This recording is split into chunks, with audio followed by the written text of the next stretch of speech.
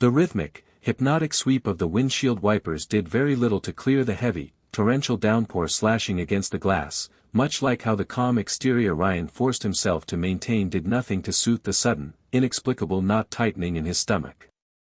The city was a blur of smeared neon lights and dark, rain-slicked asphalt as his luxury SUV crawled through the midnight traffic, moving away from the upscale downtown penthouse where his wife, Jessica, had just hosted an extravagant corporate dinner party. To anyone looking from the outside, Ryan was a man who had won the lottery of life. He was a deeply loyal, grounding presence, a husband who had spent the last 6 years providing an unshakable foundation of emotional and domestic support so that Jessica could chase her vaulting, ruthless ambitions in the high-stakes world of corporate finance. Jessica was a force of nature, a senior managing director at an elite investment firm, known for her brilliant mind, her cold efficiency, and a predatory instinct that allowed her to climb the corporate ladder at a terrifying speed. Ryan had always admired that fire in her, believing with every fiber of his being that their marriage was a true partnership built on a bedrock of absolute trust, mutual respect, and a shared future. But tonight, the atmosphere felt fundamentally altered, heavy with an invisible, suffocating static that made it difficult to breathe. The dinner party had been a massive success, a celebratory gala for a high-profile merger that Jessica had spent the last 8 months orchestrating. Yet, as the clock crept toward 11 in the evening and the final affluent guests began to filter out into the rainy night, Jessica had suddenly changed the script.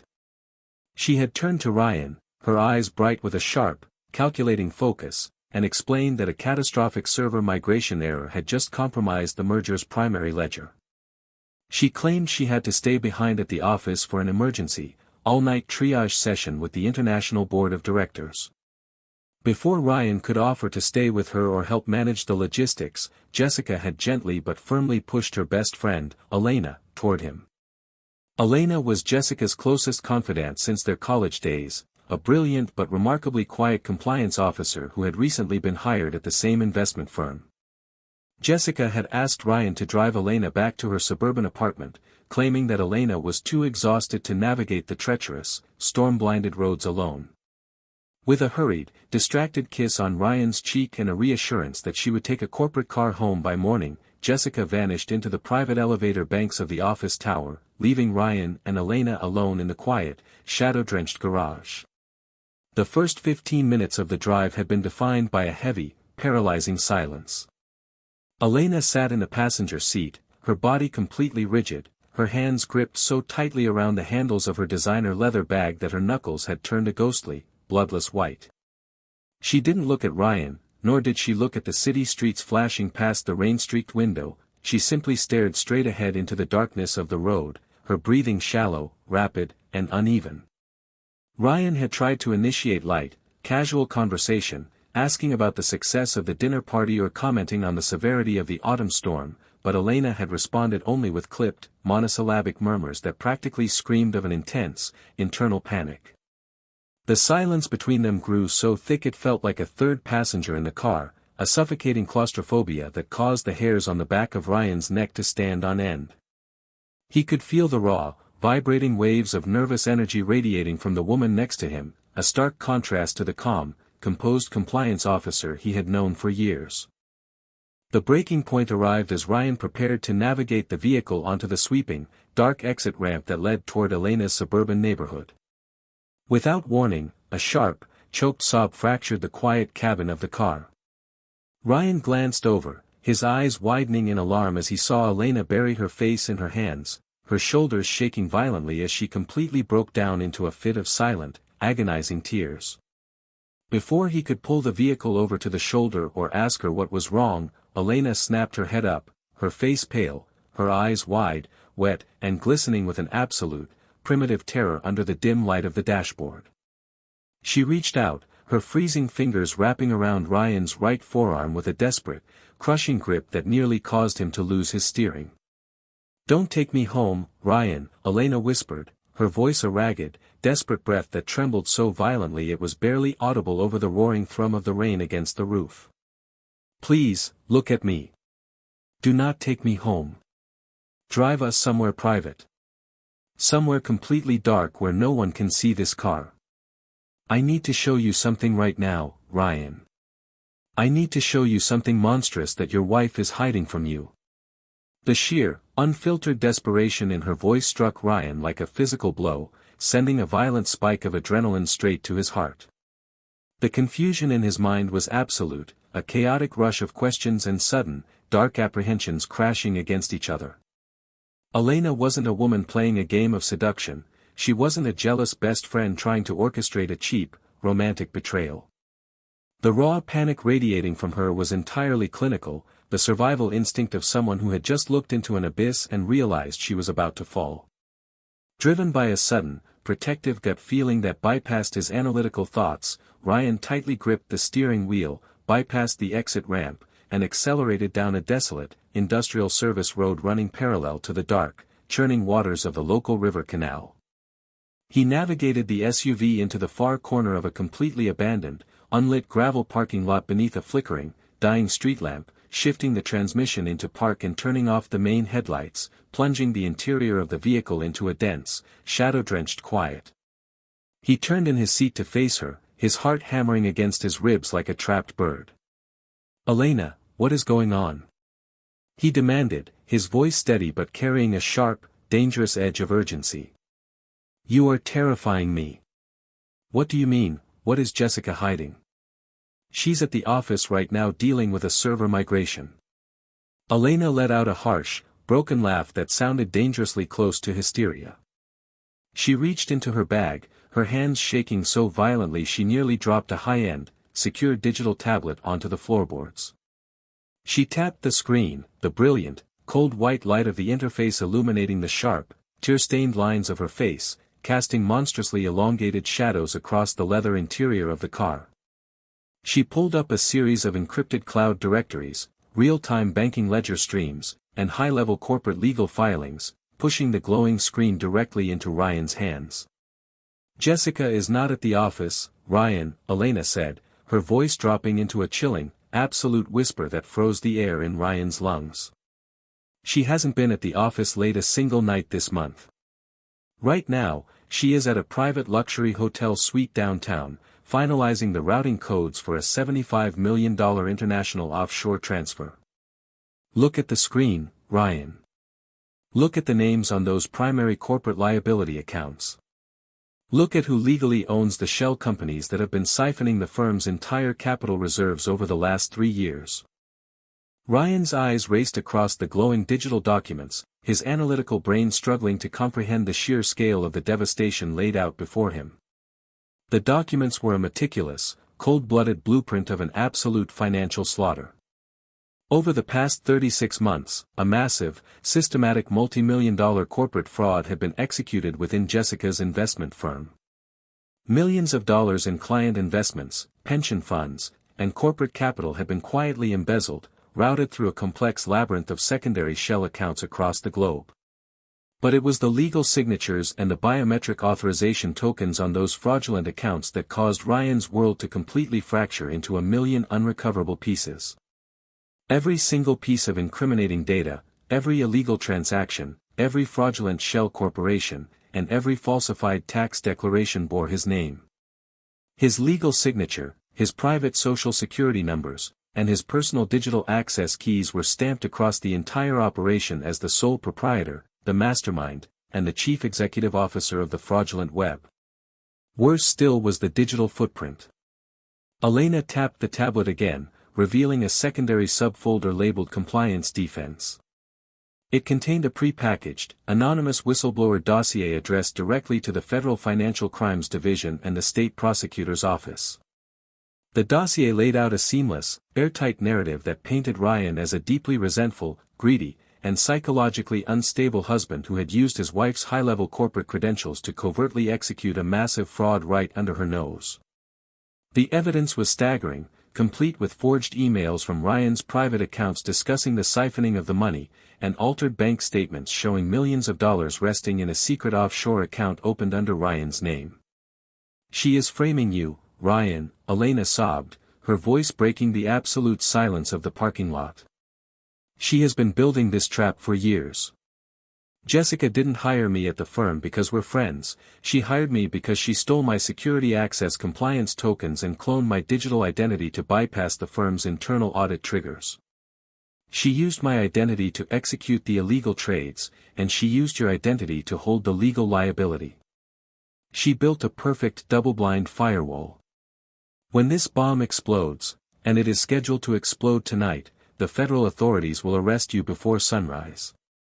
You will be the perfect, public scapegoat for the biggest financial collapse in the city's history, facing 40 years in a federal penitentiary, while Jessica legally divorces you, claims total spousal immunity, and walks away with $75 million in clean, untraceable liquidity hidden in a Swiss trust that neither the firm nor the government can touch. The revelation hit Ryan with the force of an absolute, crippling physical trauma. He sat paralyzed in the dark interior of the car, the cold light of the tablet screen reflecting in his wide, unblinking eyes. The psychological shock was a suffocating pressure in his chest, every memory of his marriage, every quiet anniversary, every shared smile, and every promise Jessica had ever whispered to him over the last 6 years was instantly recontextualized into a monstrous, calculated performance. He had not been her husband, he had been an insurance policy. He had been a legal shield, a disposable asset to be fattened up for the eventual slaughter so that she could achieve the ultimate tier of untouchable wealth. He wanted to scream, to drive the car into the river, to confront her with the raw, bleeding agony of his broken heart. But as the digital clock on the vehicle's dashboard clicked to 11:45, a sudden, terrifyingly cold transformation took hold of Ryan's soul. The overwhelming waves of grief and heartbreak began to recede, calcifying into a dense, diamond-sharp survival instinct. The desperate, emotional husband died in that dark parking lot, replaced by a man possessed by a ruthless, absolute calculation. He looked over at Elena, who was staring at him with a look of pure, exhausted hopelessness. "When is the final wire transfer scheduled to execute?" Ryan asked, his voice completely flat, devoid of any tremor of emotion, carrying a chilling, lethal quiet that made Elena instantly stop weeping. Elena swallowed hard, her eyes darting to the screen. "At midnight," she whispered. "The International Clearing House opens its automated cycle at exactly 12. The moment Jessica uploads the final authorization token from her hotel suite, the $75 million shifts to the Swiss trust, the internal audit at the firm triggers automatically, and the anonymous whistleblower dossier is released to the federal servers. We have 15 minutes, Ryan. We can't stop it. If we call the police now, they will just see your name on the accounts and arrest you anyway. We're ruined." "We are not ruined, Elena," Ryan said, his eyes glowing with a dark, predatory light that perfectly mirrored his wife's own signature focus. "Jessica thinks she built a perfect machine because she assumes I am stupid. She assumes that because I loved her, I was blind. She thinks she's the only predator in this family. She forgot that a machine only works as long as the inputs remain unchanged. We aren't going to call the police to stop the execution. We are going to let her execute it. But we are going to change the destination." Ryan quickly opened his personal laptop, which he always kept in his briefcase in the back seat, linking it to the tablet's secure compliance feed through a localized, encrypted hotspot. His years of working behind the scenes, managing the logistical and digital infrastructure for their private properties, gave him a comprehensive, deep understanding of Jessica's private network configurations. Working in a feverish, synchronized harmony born of absolute desperation, Ryan and Elena began a high-speed digital counteroffensive. Elena provided the specific override compliance overrides that Jessica had stolen from her, while Ryan used his own legal access keys, the very keys Jessica had weaponized against him, to infiltrate the underlying routing code of the fraudulent shell companies. They didn't try to delete the accounts or cancel the transfer, knowing that any disruption would instantly alert Jessica's private monitors and trigger her immediate legal contingencies. Instead, Ryan implemented a brilliant, invisible mirror protocol within the clearinghouse ledger. He left his name on the historical fraudulent transactions to keep the federal audit focused on the timeline, but he manipulated the final, $75 million midnight routing payload. He stripped the Swiss trust of its anonymity, linking the destination account directly and exclusively to Jessica's personal, biometric identity tokens, her maiden name, and her private passport routing profiles. Furthermore, he took the anonymous whistleblower dossier that Jessica had prepared to destroy him and modified its contents, embedding the raw, unedited metadata logs proving that the compliance tokens used to bypass the firm's audits were generated from Jessica's private laptop and her specific hotel suite IP address. At exactly 11:55, Ryan shifted the car back into drive, accelerated out of the gravel lot, and raced toward the downtown luxury hotel where Elena's tracking data confirmed Jessica was hiding. The storm was reaching its absolute zenith as the SUV slid to a halt in the private, VIP drop-off lane of the hotel. Ryan turned to Elena, his face a mask of absolute, unyielding stone. "Stay in the car, Elena. Keep the laptop open and maintain the mirror protocol until the clock strikes 12. The moment the transfer goes green, upload the modified dossier to the federal servers. Let's go show my wife what a real merger looks like."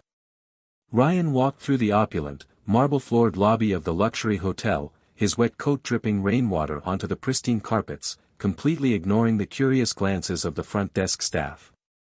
He bypassed the security protocols using a private, VIP elevator keycard he had taken from Jessica's desk weeks ago for an entirely different reason. The elevator ascended silently, the numbers ticking upward with an agonizing, slow rhythm that matched the steady, thumping beat of the adrenaline in his veins. When the doors slid open on the penthouse suite level, the hallway was completely quiet, illuminated by soft, recessed lighting that felt like a gilded cage. He walked down the carpeted corridor until he reached Suite 504. He didn't knock. He didn't hesitate.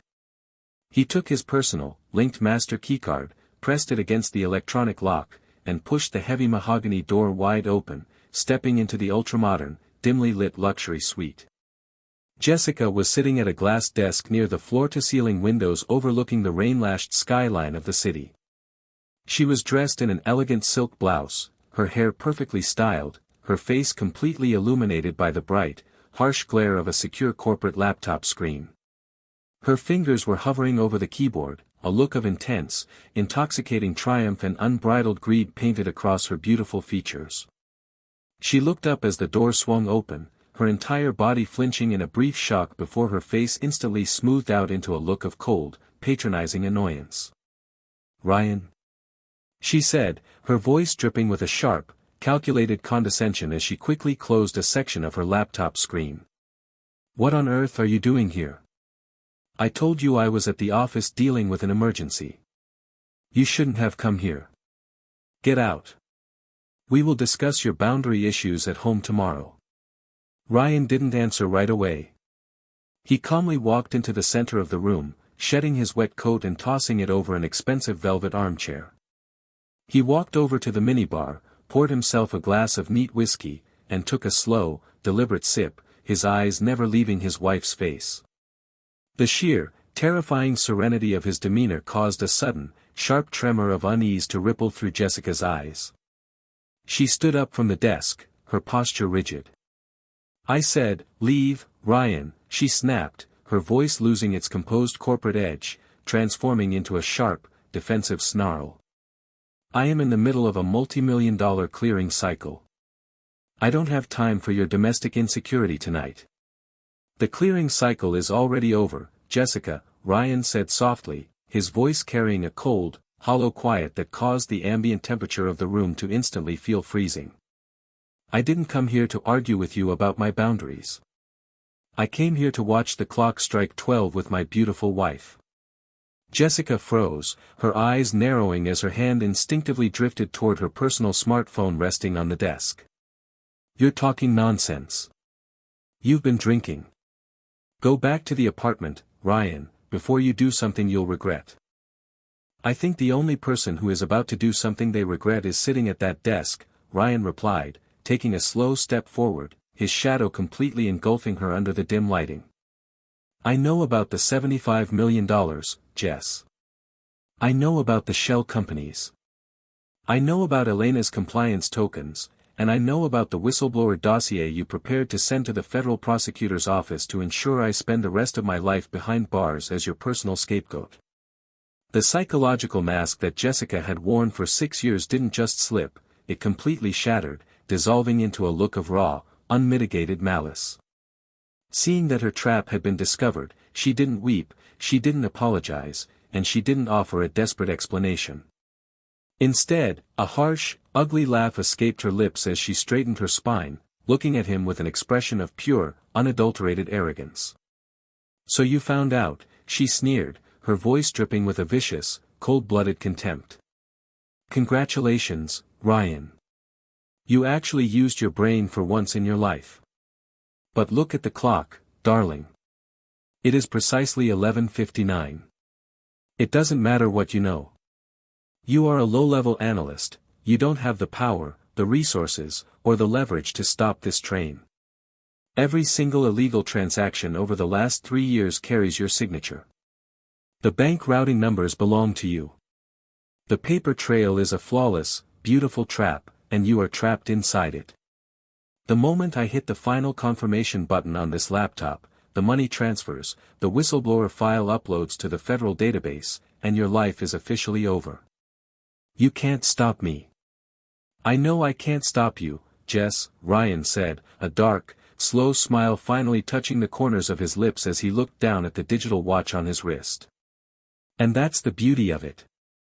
I don't want to stop you. I want you to hit that button." Jessica's eyes flared with a sudden, violent flash of confusion. For a fraction of a second, her supreme confidence wavered, a primal instinct of danger screaming in the back of her mind as she looked at her husband's absolutely calm, victorious expression.